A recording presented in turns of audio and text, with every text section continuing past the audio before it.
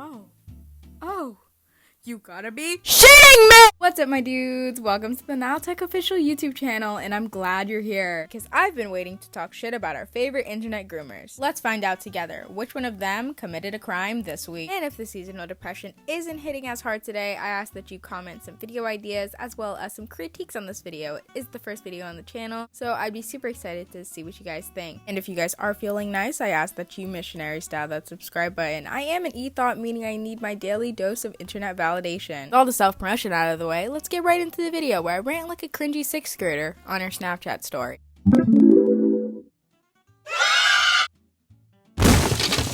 Jesus, damn it! Where am I? Why is there some generic gameplay of Fall Guy in the back? Am I on a commentary channel? Oh god. Oh fuck. Is that her? Yeah. What do you mean? I'm supposed to tell them what the fuck is going on? I don't have the script for this! What? Dude, wait!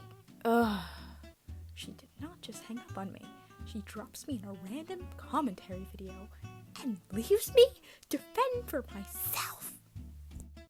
Hello, everybody. I am not being held against my will to read off a script by the great god editor NowTech. So let's read off this inconspicuous paper I have in front of me titled, James Charles? Wasn't that guy proven innocent a few years ago? What did he do this time? No, but I'm being serious, cats and kittens. We're gonna be discussing James Charles and how he was able to get himself into another Twitter controversy. Another one, you say? Which one is it this time? The pedo one? NowTech. Which one?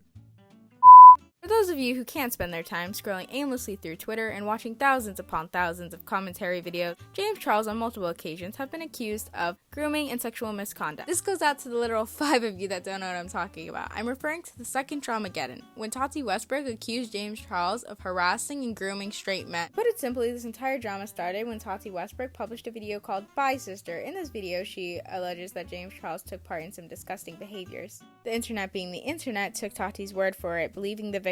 Sadly enough, James Charles actually lost 2 million subscribers within the span of 24 hours, one of the greatest sub losses in YouTube history. If you do know this drama, you know that it's too much for me to cover in this one video, but at the end of the day, the drama was stopped when James published his video No More Lies, where he brings receipts proving that no, he did not groom and harass straight men. You might be asking me, NowTech, why the fuck are you bringing this up? This happened a year ago, no one cares. How is this relevant to new drama? Well, I'm about to tell you. So just for a little context on what you're about to see on your screen, this is the accuser of James Charles. He's a 16-year-old TikToker, and he was messaged on Snapchat by James Charles. Okay, so trigger warning. I will be talking about grooming and James Charles, so if you get triggered by any of those, keep scrolling, but if not, watch this video, please. So last Wednesday on the 17th, James Charles snapped me on Snapchat. He added me back because I had snapped him a while ago, just like a fan to influencer conversation. I was excited because he's my biggest influencer-wise, and I've always looked up to him, so I was excited to get his message back. I don't have a lot of time, so I'm going to post proof of it right now. This is the notification that I got when he Snapchatted me first. And just for further proof, he deleted the chat. I don't know what he deleted, but that's me opening his Snapchat. I went into the bathroom, and I guess he saw the bathroom light, so he started making the conversation very sexual, and it made me really uncomfortable. And I'll post some of the stuff that he sent me now. You can't see it because it's blurry, because I took it on my iPad, because I didn't want him to see that I screenshotted it, but I'll post it right now. He proceeded to send me explicit pictures of his body. More in part 2. So this is part 2 of the James Charles story. So after sending me that first picture of his body, explicitly, he sent me multiple after that, and I'll post them now. I was getting really uncomfortable, so I told him my age. I told him I'm 16. Meanwhile, he's 21. He's a grown man. And then he proceeds to say, oh, but I didn't even get to see meaning my body. And after telling him, no, I'm not gonna send it to you, he kept on asking for pictures and videos of body hair and me flexing and stuff. He proceeded to ask to FaceTime me, which I then said no to, and then I asked why. And this is what he said. It's sad to say that I can't even look up my biggest influence the same again. I've heard multiple stories about him doing this to people, but you never believe it until it happens to you. So now I'm a big believer of what James Charles does to other people, and it sucks because he has so much going for him, and he does this to himself. All I ask from TikTok is to try to boost this video as much.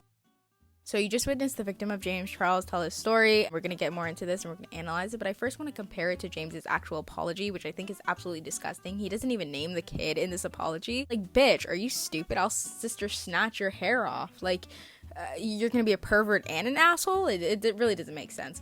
But I first wanted you to actually hear what this apology says. So prepare, you're about to hear some robotic voices because no way in hell was I about to read a pedophile's apology. There's a video going around about me on Twitter and TikTok of a guy calling me a groomer, and I want to address it right away. The accusation that I groomed this person is completely false. Last week I came across someone on my Instagram page, saw that he followed, and I added him on Snapchat. The next morning I woke up to several snaps from this person being excited I added him back, saying he loved me, and also lewd photos of himself in the shower. I asked how old he was right away and he told me he was 18, so I started flirting back. In the excitement of meeting I thought could be potentially great, I didn't think to ask for a copy of his ID or passport. It's now clear based on his video he uploaded he took photos of me with another device and had an alternative motivate from the beginning. Later in the day he said a few things that made me question the validity of his original age answer. When I asked him to confirm his age once again, he admitted he was 16. I told him I was really uncomfortable and apologized for flirting, but he insisted on continuing taking, saying it could be our little secret. He's a fan of mine and would never tell anyone. I told him I wasn't okay with this. He started getting upset and at this point I unfriended him. We haven't spoken since. I'm not a victim blaming him or victimizing myself either, simply sharing what happened, and what happened was not okay. After the false allegations in the past like this in the past, I would never knowingly engage with everyone underage and put my life on the line for a few Snapchats. Because of situations like this, instead of talking to someone word for it, I now will ask to see the ID or passport of every guy I have a conversation with. Thank the heavens and the stars this quote-unquote scandal isn't as convoluted as Dramageddon was, because I would have thrice poked my eyes out. This benefits us as a viewer because we can easily verify facts in this situation. Something that's even more disgusting than seeing James Charles constantly while editing this video is that we can confirm this kid was a fan of James Charles, and that's why James purposely went after him. A while ago, just like a fan to influencer conversation. I was excited because he's my biggest influence. So obviously in this clip you can see that the kid admits that James Charles is one of his biggest influences at the time and had already snapped him prior to this. You will not believe this, but James Charles in his addressing of this situation actually admits that this kid was a fan and that James Charles was aware that this kid was a fan. So he goes, and I'm quoting here, "Last week I came across someone on my Instagram Explore page, saw he followed me, and added him on Snapchat." Guys, I thought we developed as a society. I thought we moved past this. I thought Bird Boy Jared, Big Bird looking ass Jared, Pro Jared, Sin Jared was a prime example of how badly can go if you start flirting with your fans. Considering that James Charles has been accused of this on multiple occasions, not even considering the Tati drama, he should know this information by now, and the fact that he's blatantly ignoring it just goes to show how bad his character is. Okay, so I'm gonna be honest with you, this whole situation is a little confusing and hard to get around, so the next part of the video is pretty much gonna be my speculation. So basically my goal of this is taking similar parts of ET count, piecing it together, and hopefully coming to a cohesive reality of the situation. I'm gonna be honest, I'm very biased towards the victim because I believe in believing the victim before anything else. But if there's evidence against it, obviously I will let you know and disclose that beforehand. But before any of that happens, I have to address the elephant in the room, and that's James Charles's nudes. I know you didn't see it because it was honestly censored out very well in the clips that I showed, but oh my gosh, they were terrible. The sins I had to see, guys. This man, trigger warning, so if you don't want to hear me describing James Charles's nudes, I recommend skipping ahead in this video. But all I'd like to say is that James Charles literally just, his clothes were still visible in frame. Like, if you're gonna send nudes, especially to a minor, you're already committing a crime. Maybe add some into it, if you know what I'm saying. Like, come on now, James. Like, if you're gonna be a bad person, be a bad person with style. To get serious again for a moment, one major difference between the stories of the two accounts, so James Charles' apology and addressing the situation, he claims that the minor had sent him nudes first, and that's what initiated the sexual talking. things. While the minor, on the other hand, accuses James Charles of seeing his bathroom lights, and that's what initiates the talking. To the bathroom, and I guess he saw the bathroom light, so he started making the conversation very sexual, and it made me really uncomfortable. So we all heard from the clip that this minor was extremely uncomfortable when James allegedly initiated the sexual speaking. So if you guys take a moment from doing whatever you're doing and just take a little glance on screen, you can actually see James's reply. And in his reply, he states that the minor was saying he loved him and sending him lewd photos on Snapchat. I'm gonna be honest here, and again, this is just my speculation. I honestly believe the minor in this case because James says in his reply that the minor said he loved him and that he was sending him lewd photos, and James was extremely eager to snap back and continue this relationship. Like, dude, go to horny jail. No one acts like that if they're not super duper horny. Okay, bro? Like, I'm gonna be honest, Snapchat is not the place to find soulmates, and I think James Charles, being 21 years old, knows that too. For the final part of the video, I want to go over the James Charles statement and how I believe it's disingenuous. I also want to point out some outside factors that made me doubt James Charles and his genuineness in making this statement. So first off, I want to touch on this really creepy sentence in this entire statement, and it's basically how James found this kid. He found him through the Instagram Explorer page, saw that the kid followed him, and went out of his way to find him on a different platform, which was Snapchat. So James Charles was well aware this kid was a fan and took full advantage of him for that. So this next point actually encompasses the first sentence I have underlined in red as well as the last sentence I have underlined in red. So James Charles basically is trying to manipulate the audience into relating to him. He says that he's so excited he forgot to ask for an ID or passport, and this seems absurd to the average person. Like, oh, I can't ask everyone I meet for their ID or passport to confirm age, but James Charles is a billionaire celebrity who is dating normal people. So it's incredibly reasonable for people to ask for ID, as he is famous and his wealth, money, and fame can unintentionally persuade people to lie about their age. In most cases, it wouldn't be his fault, but when he purposely goes out of his way to not know things, such as the person's age, that's where we get into some gray territory, and we have room to criticize him.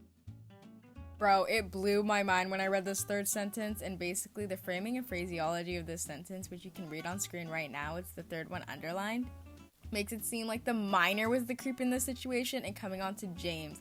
James even says he's uncomfortable. This sentence not only victimizes James, but victim blames the victim in this situation. All things that James claimed he never wanted to do with this statement. I want to touch on a smaller point, but it's just as important. James actually claims that the minor had ulterior motives when messaging him and that he was taking pictures on another device. Number one, James, how could he have ulterior motives when you were the one that began the messaging relationship? And secondly, the minor was protecting himself and gathering evidence against you because you were obviously making him uncomfortable. There's no ulterior motives here. James, you're just a fucking creep. Makes this whole situation even worse. The comeback video that James decides to post has a collaboration with, yes, you guessed it, Tommy Innit, a 16-year-old British Minecraft YouTuber, after being accused of grooming and sexting with someone of the same age. How out of touch can this dude be? I'm just gonna clarify this now. No hate to Tommy Innit. He loves women and we love him. But James does hold a lot of accountability in this situation, and it's sad that he's getting no reprimandation for this behavior. Even more ironically, he actually won a Kids' Choice Award from Nickelodeon. I don't know how much worse this situation can get. To conclude the video, I have some screenshots up above on some other factors as to why I don't believe James Charles in this situation, and I choose to believe the victim. Oh my god, this video took so long to edit. Oh my god, guys, I didn't realize being a faceless commentary clone could be this hard. Actually, here's a clip of me raging so hard with the voiceovers. When I need to talk, I can't talk. Like, when I'm just living, I can speak properly. I can speak without stuttering. But no, of course, I have to, when I'm recording a video, I have to stutter. I really have to stutter. Okay, let's get it together. Like, let's actually get it together, because this is completely embarrassing. Like, let's just say I went through hell and back for this video, so thank you so much if you made it all the way through. And I ask you again, if you wouldn't mind, hit that subscribe button. You don't even have to turn on the bell, just hit that subscribe button. Maybe slap a like. Give me some criticism in the comments if you want, please, I'm begging, or some video ideas that you want to see. And if I end up doing them, I can't even speak English anymore, but if I end up doing what your comment says, I'll put it in the video, put the comment in the video. I'm not editing this outro card. I'm sorry. Too much editing today.